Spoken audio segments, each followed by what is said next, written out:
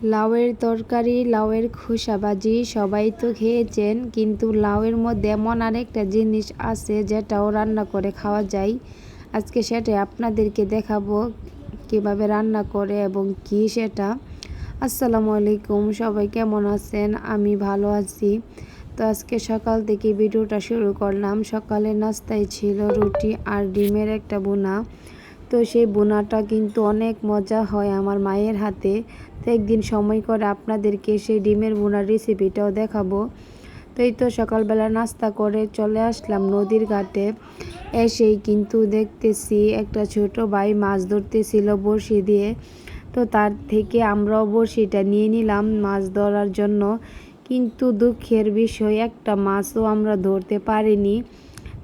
তারপর কি আর করার, বাড়িতে চলে আসলাম। তো এসেই তো দেখি মা রান্না বান্না শুরু করে দিল। আজকে বড়ি রান্না করা হবে। তো বড়িটা ছিল কোরবানি ঈদের, আমরা যেহেতু আসতে পারিনি তার জন্য আম্মা আব্বাও আর রান্না করে খাইনি, এটাকে কষিয়ে রেখে দিয়েছিল ফ্রিজের মধ্যে। আমরা আসলে রান্না করবে তার জন্য আর কি।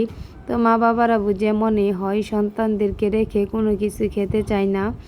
তো আমরা আসার পরে কিন্তু বড়িটা নামানো হলো। তারপর এখানে শুধু একটু বাগার দিয়ে ভাজা ভাজা করার জন্য হালকা একটু মশলা দিয়ে ভালোভাবে কষিয়ে নিল আর কি। তো এই সেই রেসিপি যেটার কথা বলেছিলাম যে লাউয়ের খোসা, লাউয়ের তরকারি সবাই খেয়েছেন, কিন্তু লাউয়ের বিচিও যে রান্না করে খাওয়া যায় সেটা কতজনে জানতেন বা কে কে খেয়েছেন সেটা অবশ্যই কমেন্ট করে জানাবেন। আমিও আগে কোনো দিন খাইনি, আজকেই প্রথম খাবো। তো প্রথমেই কিন্তু লাউয়ের বিচিটাকে ভালোভাবে সেদ্ধ করে পাটায় বেটে নিল। এখন সব গুঁড়া মশলা দিয়ে এটাকে ভেজে নেবে আর কি। তো এটাকে নাকি মাছ দিয়ে রান্না করতে হয়, তার জন্য আগে মাছের মাথা আর লেজ আলাদাভাবে ভেজে নিয়েছিল তেলের মধ্যে। এখন লাউয়ের বিচিটা মশলার মধ্যে দিয়ে দেওয়ার পর মাছগুলো দিয়ে ভালোভাবে একসাথে কিছুক্ষণ মিশিয়ে নিলেই রান্নাটা হয়ে যাবে। তো রান্নাটা নামানোর আগে এখানে কিছুটা পরিমাণে ধনিয়া পাতা এবং কাঁচামরিচও দিয়ে দিল। দেখতে পাচ্ছেন কতটা সুন্দর হয়েছে। এই রান্নাটা কিন্তু কিছুটা কলার মোচার মতন খেতে আর কি, আমার কাছে খুবই ভালো লেগেছে।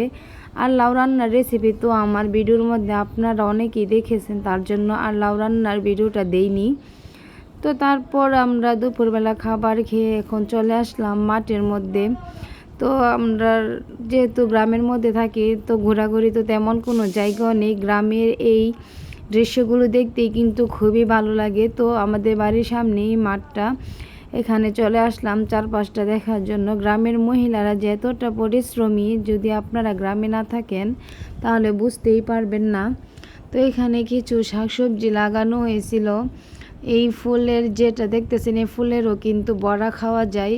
আমরা একটাই দেখতে আসতেছিলাম যে কিছু ফুল নিতে পারি কিনা বড়া বানানোর জন্য, কিন্তু দুঃখের বিষয় কি আর করব, একটা ফুলই ছিল, পুরাটা জমির মধ্যে খুঁজে আর একটা ফুলও পাইনি।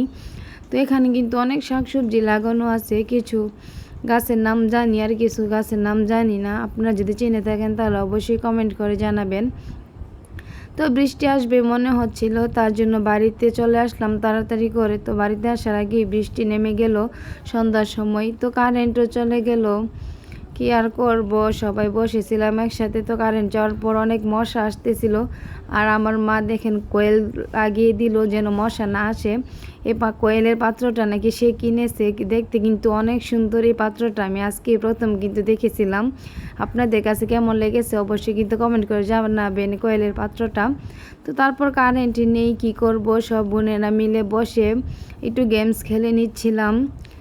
তো এই পর্যন্তই আজকের ভিডিওটা। যাদের কাছে ভালো লেগেছে অবশ্যই পেজটা ফলো করে লাইক কমেন্ট শেয়ার করে যাবেন। সে পর্যন্ত সুস্থ থাকুন, ভালো থাকুন, নেক্সট ব্লগের আশায় থাকুন।